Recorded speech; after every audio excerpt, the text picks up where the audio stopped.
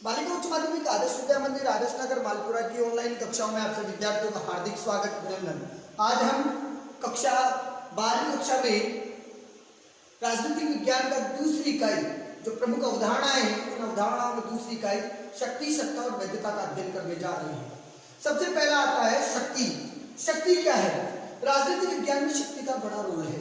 यदि आप शक्ति की बात करें तो राजनीतिक विज्ञान राजनीति में नियम, कानून या अधिकार, कर्तव्यों का आवंटन किया जाता है।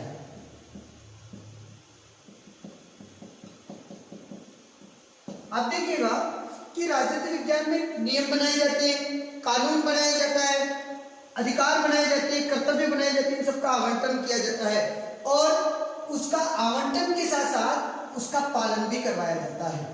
उसका पालन भी करवाया जाता है।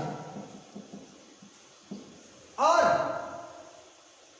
यदि नियम, कानून, अधिकार, कर्तव्य के आवंटन के साथ साथ उसके नियमों का पालन करवाना, उसके कानून का पालन करवाना, उसके वास्तविक अधिकारों का बताना या उसके कर्तव्यों को समझाना, यदि किसी राजनीतिक विज्ञान में किसी भी चीज की महत्वपूर्ण भूमिका होती है तो वो होती है शक्ति की। यदि शक्ति नहीं है राजनीतिक विज्ञान में, यदि शक्ति नहीं हो तो ये नियम, ये कानून, ये अधिकार, ये कर्तव्य, ये केवल कागजी नियम होते हैं जिन्हें क्रियान्वित नहीं किया जा सकता। ये नियम क्या कहलाते हैं? केवल कागजी नियम होते हैं जिनको कागजों में ही दिखाया जा सकता है, उन्हें क्रियान्वित नहीं की जा सकती। तो शक्ति का वो रोल है कि शक्ति जो है राजनीतिक विज्ञान के नियमों, कानूनों और अधिकारों, कर्तव्यों को लागू करने और लोगों से उसका पालन करवाने के लिए काम करती है। यूं समझे तो राजनीति विज्ञान जो है बिना शक्ति के कुछ नहीं है। वैसे ही जैसे एक गाड़ी है, उस गाड़ी को मॉडिफाई करवाया है, उसका इंटीरियर लुक बहुत अच्छा है, आउटर लुक बहुत अच्छा है, उसके अंदर जो है अच्छे अच्छे फीचर आपने डाले हैं, उसका जो है सारा अंदर का इंटीरियर लुक जो है बहुत अच्छा है, गुड लुकिंग है, लेकिन उसमें इंजन नहीं है। यदि इंजन नहीं होने पर उस गाड़ी का कोई महत्व नहीं है। वैसे ही शक्ति है, बिना इंजन के राजनीतिक विज्ञान का कोई महत्व नहीं है। शक्ति रूपी इंजन का होना आवश्यक है। ये राजनीतिक विज्ञान के बारे में बताया। हम यदि देखें कि प्राचीन भारतीयों में राजनीतिक विज्ञान जो रही है, उस प्राचीन भारतीय विचारकों में राजनीतिक विज्ञान में शक्ति का महत्व क्या रहा, यदि उसके स्वरूप को पढ़े, राजनीतिक विज्ञान में शक्ति के स्वरूप को यदि पढ़ा जाए तो इस राजनीतिक विज्ञान में शक्ति की अवधारणाओं को प्राचीन काल में भारतीय विचारकों में मनु, शुक्र और कौटिल्य जैसे विचारकों ने शक्ति के महत्व को, शक्ति के संबंधों को भारतीय राजनीतिक में बताने का प्रयत्न किया।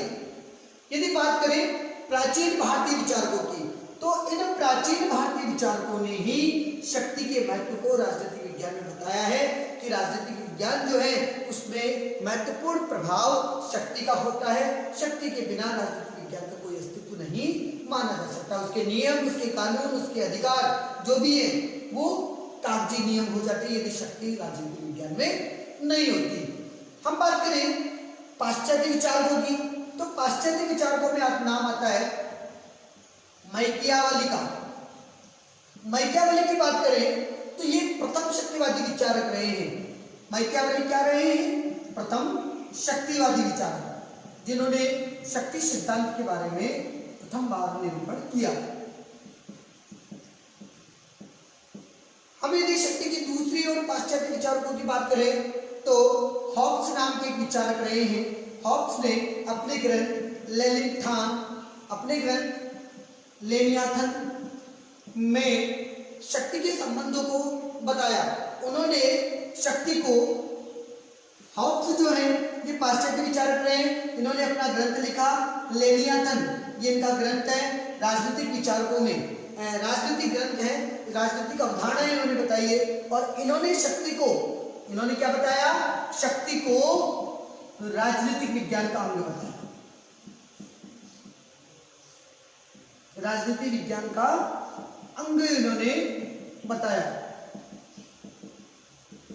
आगे बात करते हैं, अगला नाम आता है चार्ल्स मरियम का। चार्ल्स मरियम जो थे उन्होंने भी शक्ति सिद्धांत को मान्यता दी और यूं कहे तो शक्ति सिद्धांत को मान्यता देने वाले प्रथम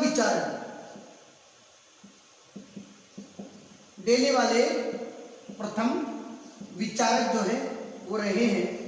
कौन रहे हैं? चार्ल्स मरियम।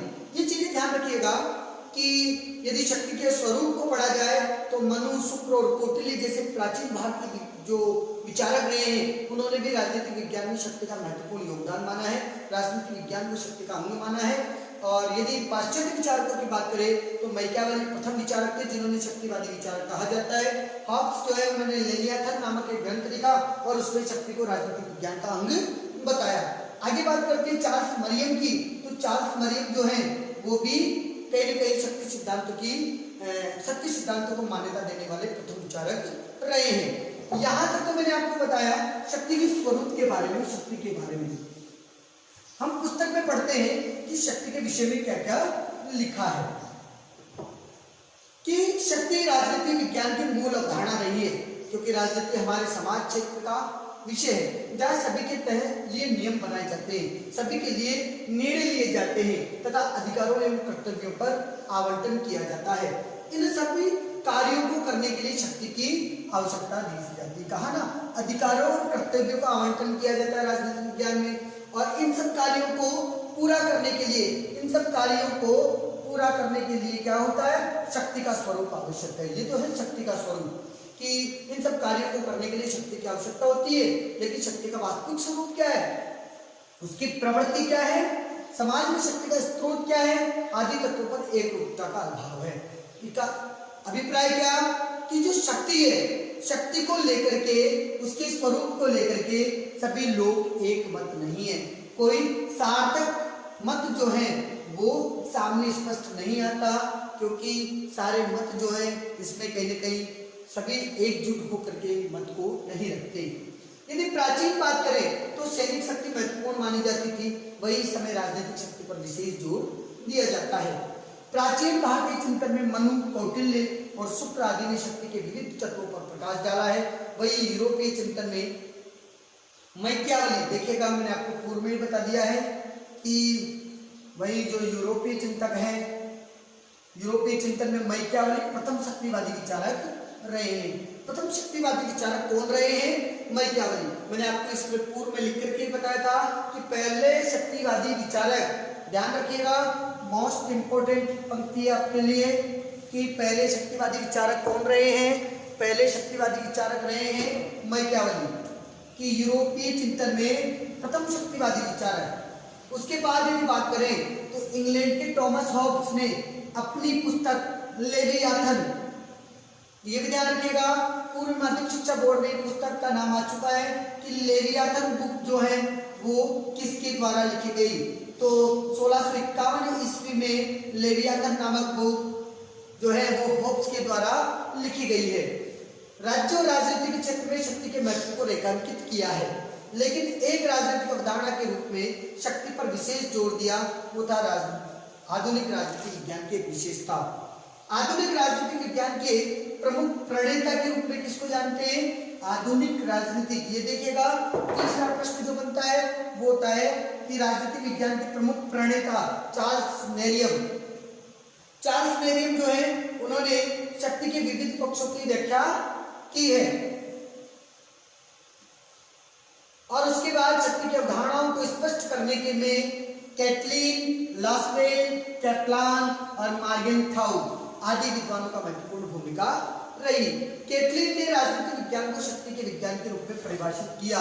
ये परिभाषा का भी ध्यान रखिए कि जो है राजनीतिक विज्ञान को शक्ति विज्ञान किसने कहा? ये कहा केट ने, क्योंकि राजनीतिक विज्ञान में शक्ति का मतलब पावर, पावर किससे आ रही है? केट से। तो कैटलीन राजनीतिक विज्ञान को शक्ति का विज्ञान कहता है, और वो बताता है कि राजनीतिक प्रतियोगिता का ऐसा क्षेत्र है जिसमें शक्ति प्राप्ति के लिए व्यक्ति के बीच निरंतर संघर्ष चलता रहता है। कैटलिन की बातें लॉसवेल की भी मान्यता है। लॉसवेल क्या कहते हैं कि राजनीति विज्ञान का दायरा शक्ति से अपरिहार्य रूप से जुड़ा है। अभिप्राय ये है कि राजनीतिक विज्ञान जो है वो कहीं न कहीं शक्ति से संपन्न है और शक्ति से जुड़ी हुई है, किसी न किसी तरीके से शक्ति उससे जुड़ी हुई है। उसके बाद की बात करें तो समाज में एक प्रक्रिया या गतिविधियों के रूप में शक्ति कैसे क्रियाशील रहती है। हेराल्ड लासवेल के अनुसार ये राजनीतिक विज्ञान की मुख्य विशेषता है। इसलिए लासवेल ने अपनी पुस्तक का नाम कौन कब क्या कैसे प्राप्त करता है। देखिएगा आगे का विषय भी बड़ा अच्छा है कि एक प्रक्रिया या गतिविधि के रूप में शक्ति को कैसे क्रियाशील करे, एक प्रक्रिया के रूप में शक्ति कैसे संपन्न हो। ये हेराल्ड लासवेल के अनुसार यही राजनीतिक विज्ञान की मुख्य विषय वस्तु है। और मैं आपको बता देना चाहता हूँ कि राजनीतिक विज्ञान के बहुत ही अच्छे विचारक रहे हैं सुमेन ने कहा है कि जो शक्ति है ये शक्ति व्यक्तियों पर नियंत्रण और प्रभाव डालने से संबंधित है। शक्ति किसे कहेंगे? शक्ति कहेंगे व्यक्तियों पर नियंत्रण और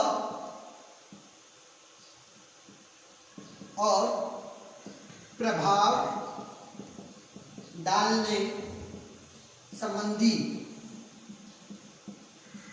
भाव, ये शक्ति हो सकती है या संबंधी होती है। ये लिख दीजिएगा। ये सुमेन की परिभाषा है और सुमेन ने शक्ति की परिभाषा दी है। और यही बात हेराल्ड लासवेल ने भी अपनी विज्ञान की राजनीतिक विज्ञान की मुख्य विषय वस्तु में शक्ति को लिया। इसलिए लासवेल ने अपनी जो पुस्तक लिखी उस पुस्तक में लिखा कि politics, who gets what when how, कौन कब कैसे प्राप्त करता है। तो प्रश्न आता है कि लासवेल की पुस्तक का नाम क्या है? लासवेल की पुस्तक का नाम क्या है? कौन कब क्या कैसे। ये पुस्तक लासवेल की पुस्तक है, इसको देखिएगा। आगे पढ़ते हैं कि मैकाइवर जो है उन्होंने भी शक्ति की परिभाषा दी है। तो प्रश्न आता है कि शक्ति क्या है? प्रश्न ये है कि शक्ति क्या है? शक्ति किसे कहेंगे? It means what is the means of power. Power का मतलब क्या होता है? यदि पावर के मतलब की बात करें और पावर के मतलब को समझा जाए तो मैं एक शब्द में ही इसकी व्याख्या करूंगा, इस एक शब्द में इसकी विशेषता बताऊंगा कि कार्य करवाने की क्षमता। इट मीन्स जो व्यक्ति काम करवाने की क्षमता रखता है शक्ति है। कार्य करवाने की क्षमता को ही मैं शक्ति कह सकता हूं। कार्य करवाने की क्षमता ही शक्ति है। अलग अलग विद्वानों ने अलग अलग परिभाषा दी। मैक्स वेबर नाम का एक विद्वान है, पॉलिटिकल साइंस का एक विचारक है। मैक्स वेबर कहते हैं कि सामाजिक संबंधों में एक कर्ता दूसरे का मतलब व्यक्ति से या कर्ता से, कि एक कर्ता दूसरे कर्ता से अपनी इच्छा अनुसार कार्य करवाता है, वो शक्ति है। और यही मैकाइवर ने एक पुस्तक लिखी द वेब ऑफ गवर्नमेंट। उस द वेब ऑफ गवर्नमेंट में भी उन्होंने संबंधों के अंतर्गत आज्ञा पालन करवाना बताया और यही बात शक्ति की परिभाषाओं में दी।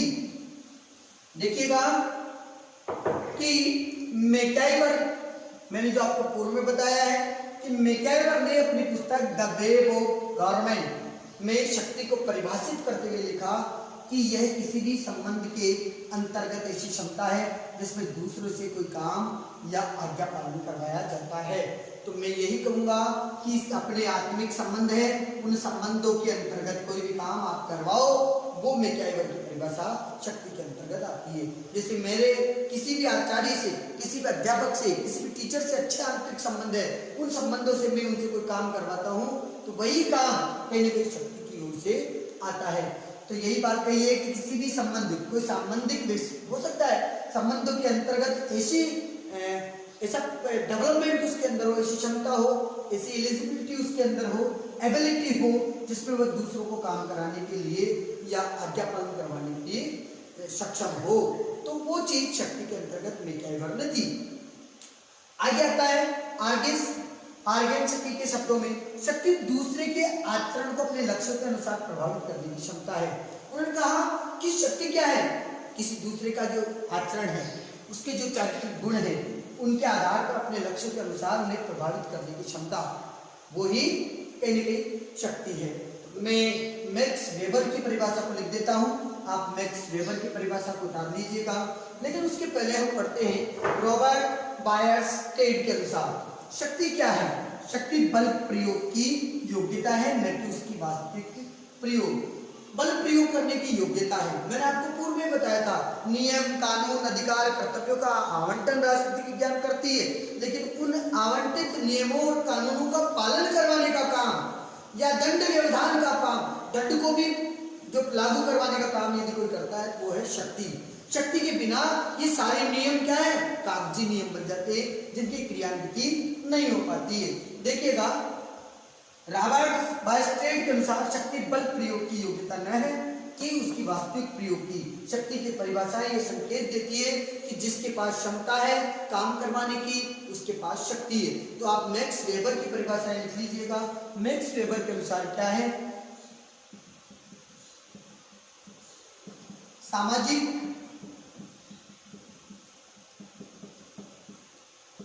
सामाजिक संबंधों में एक कर्ता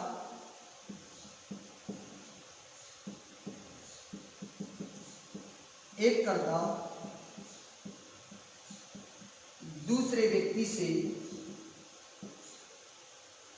अपनी इच्छा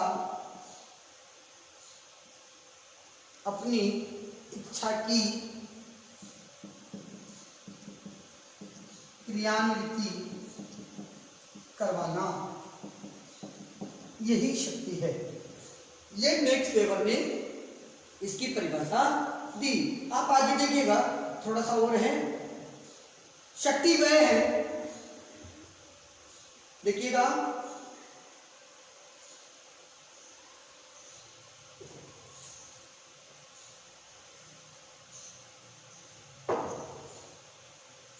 शक्ति है वह दूसरों के कार्यों, व्यवहारों और विचारों को अपने अनुकूल बना सकता है। दूसरी और समकालीन सामाजिक चिंतन में शक्ति का अभिप्राय माना जाता है कुछ करने की शक्ति, अर्थात जब कोई व्यक्ति स्वयं अपने लिए अथवा समाज के लिए कुछ काम करना चाहता है, या यूं कहीं लक्ष्यों और उद्देश्यों की पूर्ति के लिए अपेक्षित कार्यों को करने में जितना व्यक्ति सक्षम होता है, उसे शक्ति कहते हैं।